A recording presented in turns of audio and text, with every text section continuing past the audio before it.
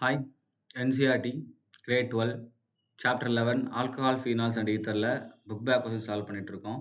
Question number 11.26. How is 1 propoxypropane synthesized from propane 1-ol அப்படின்னு கேட்டிருக்காங்க. Right mechanism. So propane 1-ol எடுத்துக்கணும். CH3, CH2, CH2OH. இதை நம்ம என்ன மாற்ற போகிறோம் அப்படின்னா 1 propoxypropane. So CH3, CH2, CH2O. Again another CH2, CH2, CH3. 1 propoxypropane.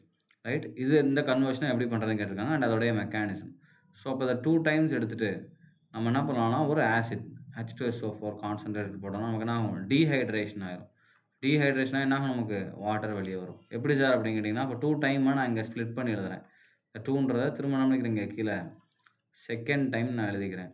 இப்போ நான் செகண்ட் டைம் எழுதுறேன் இல்லையா இதுலேருந்து OHும் அண்ட் இதில் கூட ஹெச்சும் நமக்கு என்ன ஆயிரும் வாட்டராக வெளியே போச்சுன்னா இந்த O இங்கே லிங்க் ஆயிரும். ஸோ அப்போ நமக்கு இது ஃபார்ம் ஆயிரும். இப்போ இதோடைய மெக்கானிசம் கேட்டிருக்காங்க.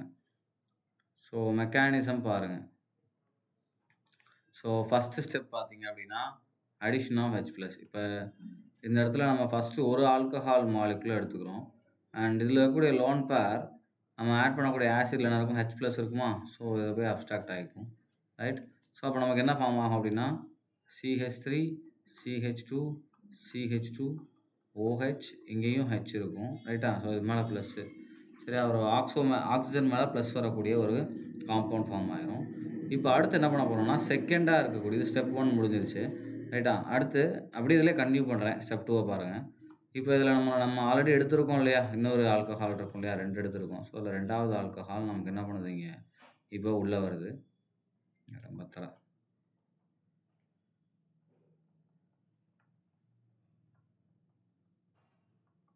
ஸோ இது மேலே இருக்கக்கூடிய லோன் பேர் என்ன பண்ணுதுன்னா இங்கே அட்டாக் பண்ணுது. உடனே இந்த பாண்ட் ஆக்சிஜன் மேலே போயிடுது. அப்போ ஆல்ரெடி ப்ளஸ் இருக்குது. இப்போ இந்த எலக்ட்ரான் போச்சுன்னா மைனஸ். ஸோ நியூட்ரல் ஆயிரும். மைனஸ் H2O வெளியே போயிடும்.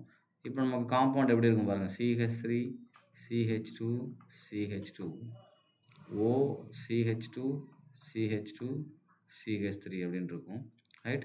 இங்கே கீழே பார்த்தீங்க அப்படின்னா நமக்கு ஹைட்ரஜன் இருக்கும் அண்ட் இது மேலே ப்ளஸ்ஸு.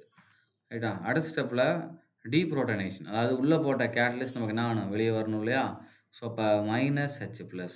இப்போ நான் இங்கேருந்து H+ வெளியே போகுது. அப்போ இந்த எலக்ட்ரான் யார் மேலே போயிடும் ஆக்சிஜன் மேலே போகுது. அப்போ ஆல்ரெடி மேலே ப்ளஸ் இருக்குது. இப்போ என்ன ஆயிரும் நியூட்ரல் ஆயிரும். அப்போ காம்பவுண்ட் நமக்கு என்ன ஃபார்ம் ஆவாங்க C3H7O C3H7. ஸோ 1 propoxypropane நமக்கு ஃபார்ம் ஆகும். ரைட். ஸோ இதுதான் இந்த ரியாக்ஷனுடைய மெக்கானிசம். தேங்க்யூ.